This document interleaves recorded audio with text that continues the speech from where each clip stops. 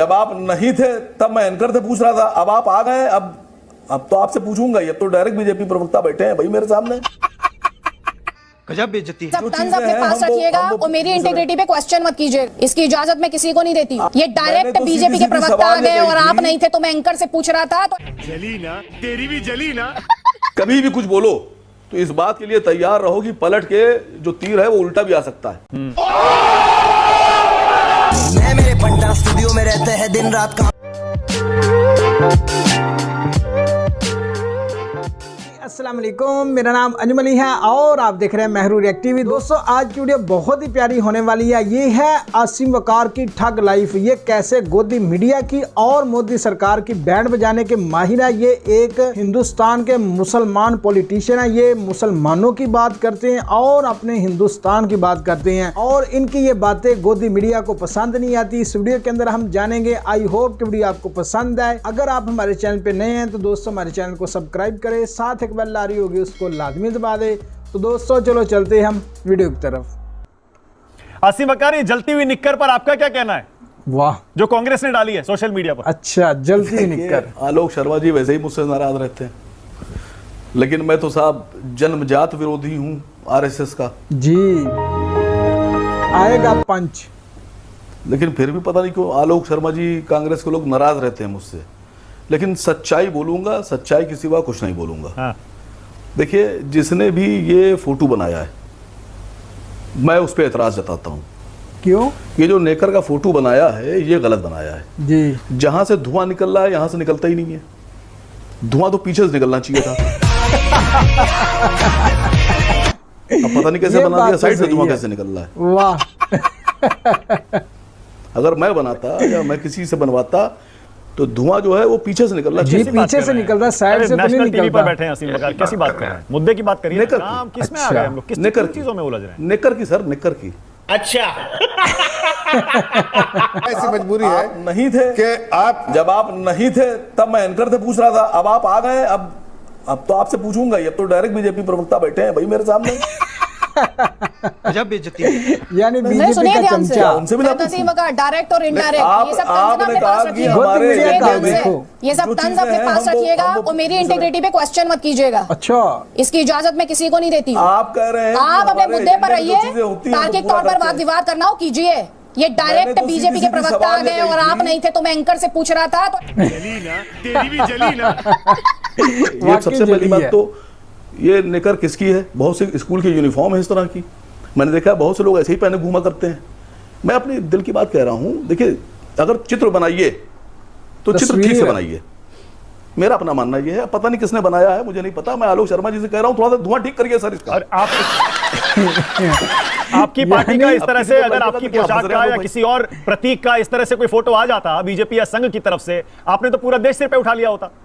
अब आरएसएस और बीजेपी को दिक्कत होगी भाई, क्यों नहीं होगी?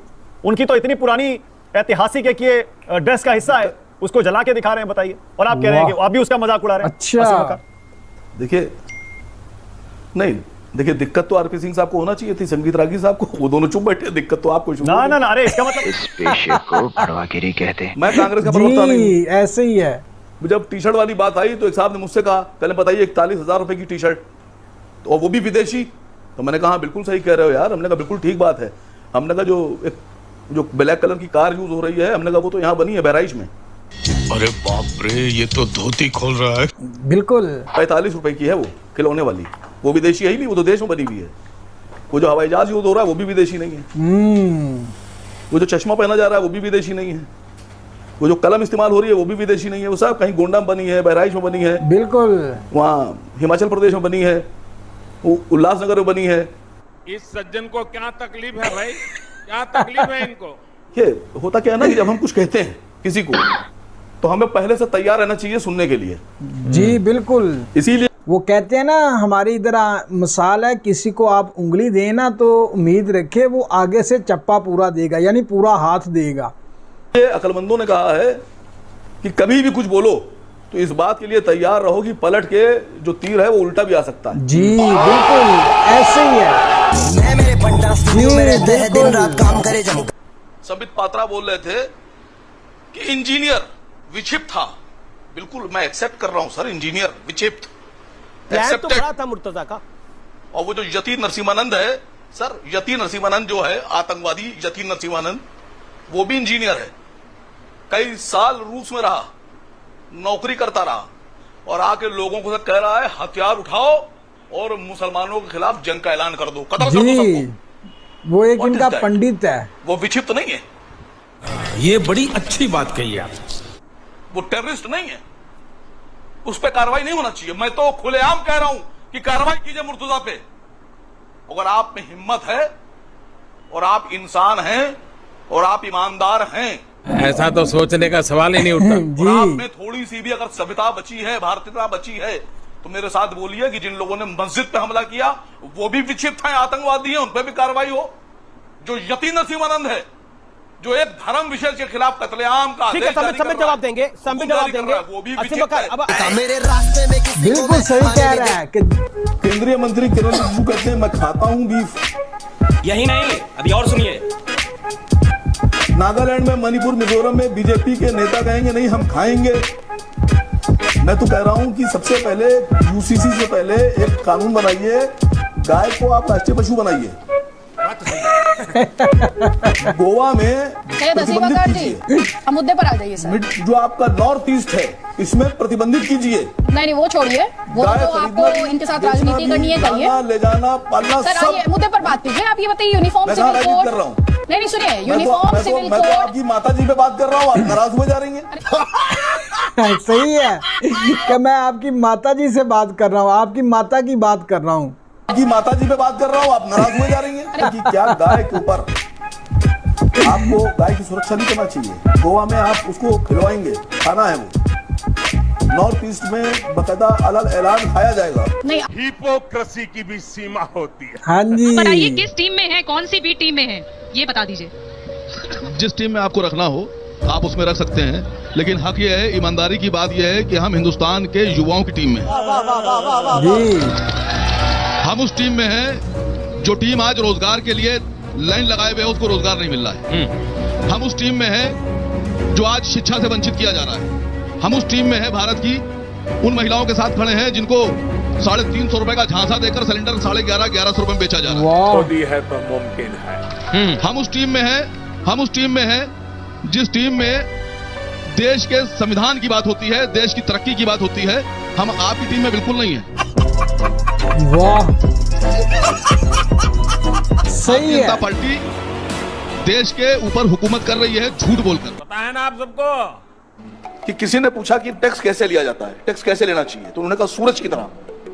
तो कहा कैसे? कि कम दबाव वाले क्षेत्रों से सूरज की जो गर्मी होती है वो पानी को ले लेती है और बाद में वो भाप बन के चलती है, जहां ज्यादा दबाव होता है वहां बरसा देती है। आप समझिए बात को।